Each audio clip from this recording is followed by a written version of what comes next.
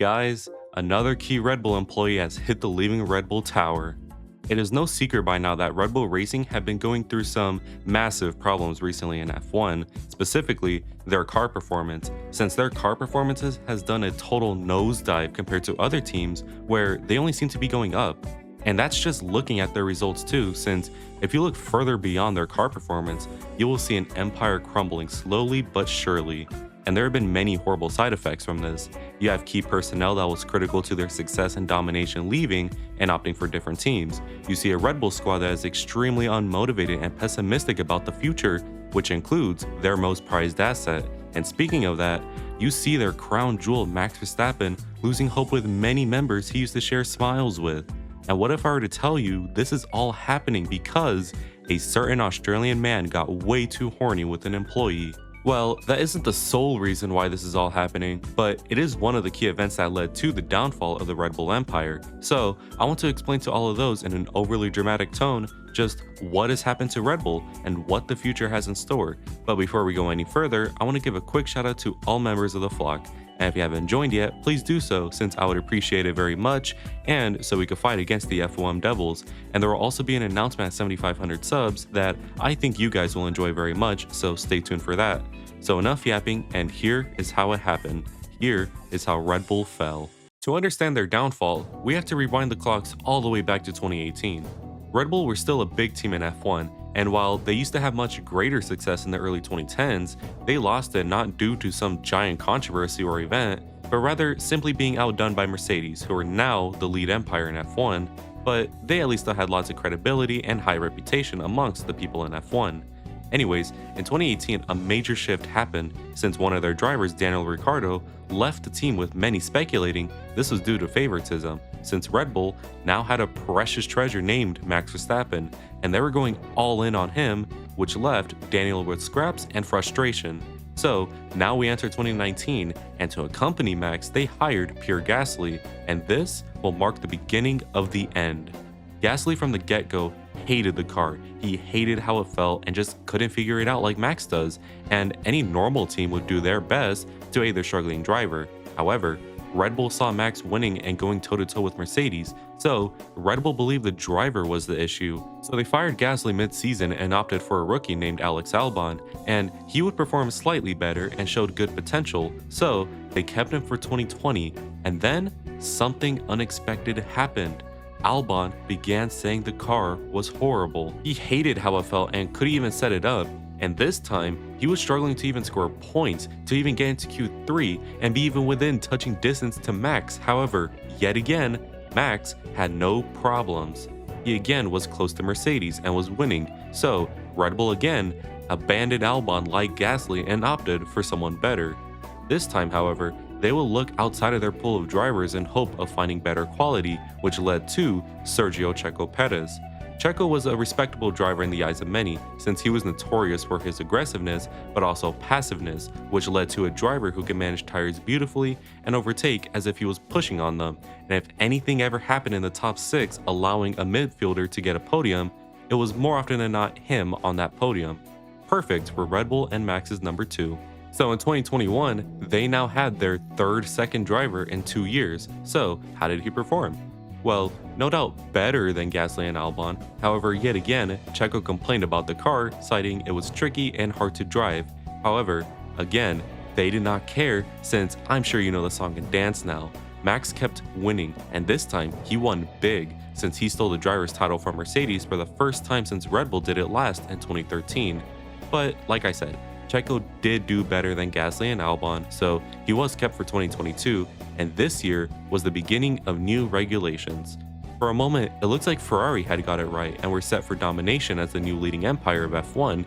However, Red Bull outdid them by simply just waiting for Ferrari to crumble all by themselves, and now Red Bull officially dethroned Mercedes as the new leading empire in F1. In 2022, Checo still complained about the car, while Max still won. Still no issues in the eyes of Red Bull.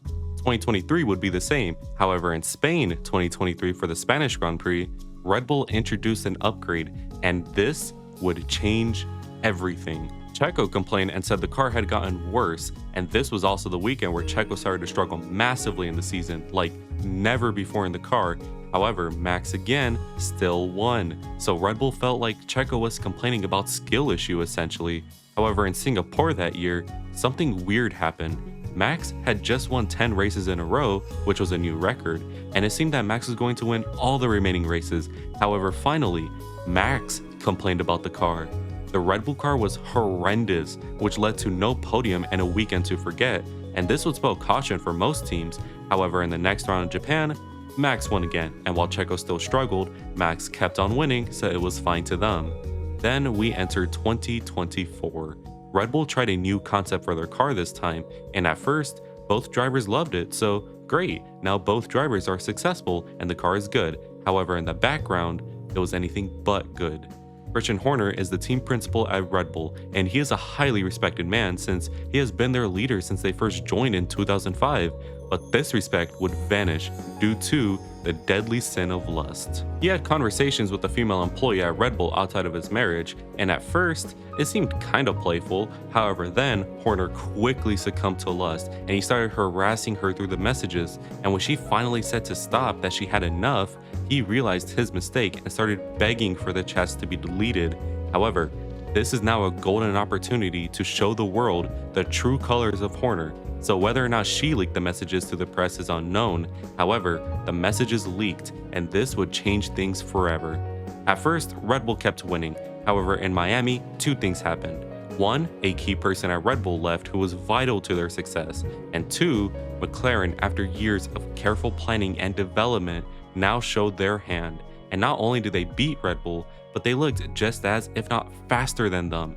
And this will continue all the way to right now, since McLaren are leading the team's championship and their driver Lando Norris is slowly creeping in on Max, and what hasn't helped is the car. Remember all the time that Gasly, Albon, and Checo complained about the car? Well, now it's Max's turn, and because of this, they are not winning anymore. They haven't won in 3 months since ironically Spain of this year. And I say ironically because they have now traced back to where their car troubles first started, and they found out it was likely in Spain 2023, where Checo first said that the car was really bad and started struggling. I wonder now what would have happened had they listened to him. So how on earth did an overly horny man with a finger dick that doesn't listen to struggling drivers ruin Red Bull?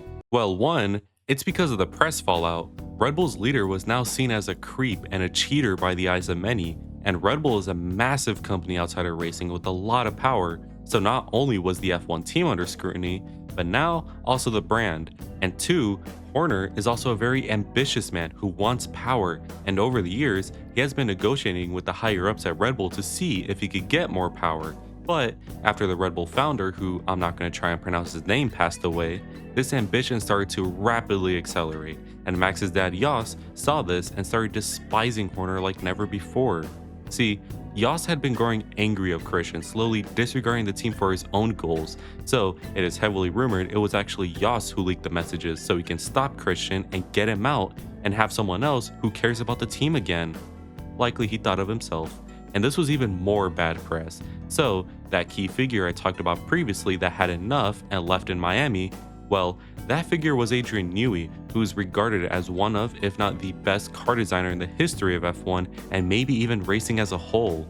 Newey's departure left a big impact, since not only do their future cars have a high risk of not being as good anymore, but their current car, which was designed by Newey, would be at risk, since Newey knew best for the car. However, this made everyone realize something.